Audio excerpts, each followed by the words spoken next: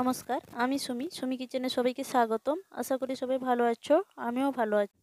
তো আজ আমি আলাদা ধরনের একটা রেসিপি নিয়ে এসেছি। তো আজ আমি টক ঝাল মিষ্টি আচার বানিয়ে দেখাবো। তার জন্য পুরোটা রেসিপি দেখতে থাকো, আশা করি ভালো লাগবে। তো এই আচারটা বানানোর জন্য আমি এখানে পাকা কুলটা নিয়েছি। কুল থেকে বোঁটাটা ছাড়িয়ে আমি 2 দিন খরায় দিয়েছি। আর কুলটা আমি খুব বেশি শুকনো করিনি, 2টো খরা লাগিয়ে নিয়েছি। এরপর আচারটা বানানোর জন্য প্রথম আমি মশলাগুলো ভেজে নেব। প্রথম নিয়ে নিচ্ছি জিরে 2 চামচ, মৌরি 2 চামচ, ধনে 2 চামচ, 5 ফোড়ন 1 চামচ, জোয়ান 1 চামচ। তো সব মশলাগুলো আমি 4 চামচের মাপে নিয়েছি। আর এখন নিয়ে নিলাম 10টি শুকনো লঙ্কা আর 2টো তেজপাতা। তো এখন আমি গ্যাসের চুলাটা লো রেখে সবগুলো মশলা ভেজে নিচ্ছি। তো মশলাটা আমি একটু লাল করে ভেজে নিচ্ছি। তো দেখতেই পাচ্ছ বন্ধুরা, মশলাটা এখন ভাজা হয়ে এসেছে। তো এখন আমি নামিয়ে নিচ্ছি।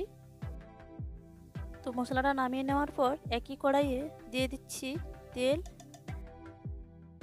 আর 2টো তেজপাতা, সামান্য একটু 5 ফোড়ন আর 3টে শুকনো লঙ্কা, আর লঙ্কাগুলো ভেঙে দিয়ে দিলাম।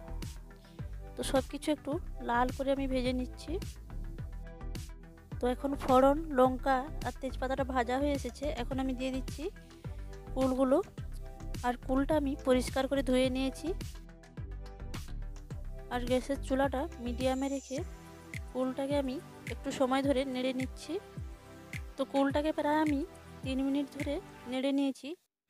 কুলটা একটু তেলের মধ্যে নেড়ে নিলে অনেক দিন আচারটা ভালো থাকে। তো এখন আমি দিয়ে দিচ্ছি আখের গুড়। তো গুড় আমি 500 গ্রাম গুড় নিয়েছি, আর পুরোটা গুড় আমি দিয়ে দিচ্ছি। গুড়টা দেওয়ার পর কিছুক্ষণ গুড় আর কুলগুলো ভালো করে আমি নেড়ে চেড়ে মিশিয়ে নিচ্ছি। আর এখন কুলের মধ্যে গুড়টা খুব ভালোভাবে ঢুকে যাওয়ার জন্য দিয়ে দিচ্ছি একটা ঢাকনা।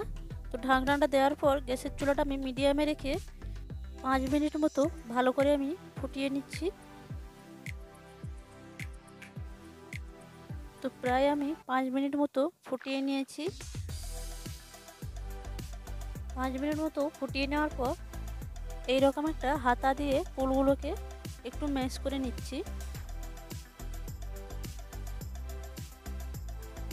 তো দেখতেই পাচ্ছ বন্ধুরা, কুলগুলোকে কত সুন্দরভাবে আমি ম্যাশ করে নিয়েছি। তো এই পর্যায়ে যে মশলাগুলো আমি ভেজে রেখেছিলাম সেই মশলাটা আমি গুঁড়ো করে নিয়েছি। তো এখানে দিয়ে দিচ্ছি 3 চামচ পরিমাণ। তো মশলাটা দেওয়ার পর খুব ভালোভাবে কুলের সঙ্গে মিশিয়ে নিচ্ছি। তো মশলাটা খুব ভালোভাবে মিশিয়ে নেওয়ার পর গ্যাসের চুলাটা লোতে রেখে আরও 1 মিনিট মতো ভালো করে আমি রান্নাটা করে নিচ্ছি। তো 1 মিনিট মতো রান্নাটা করে নিয়েছি। তো এই পর্যায়ে আমি নামিয়ে নিচ্ছি। আর দেখতেই পাচ্ছ বন্ধুরা, আচারটা আমি নামিয়ে নিয়েছি। আর আচারটা কতটা সুন্দর লাগছে দেখতে, অনেকটা লোভনীয় হয়েছে আর খেতে দারুণ টেস্ট। তো বন্ধুরা, আজকের রেসিপিটা তোমাদের পাশে কেমন লাগলো কমেন্ট করে জানাবেন। আর ভালো লেগে থাকলে লাইক, কমেন্ট, শেয়ার করার অনুরোধ থাকলো। পরবর্তী ভিডিও দেখার জন্য আমন্ত্রণ রইল। ততক্ষণ ভালো থাকবেন, সুস্থ থাকবেন। অনেক ধন্যবাদ।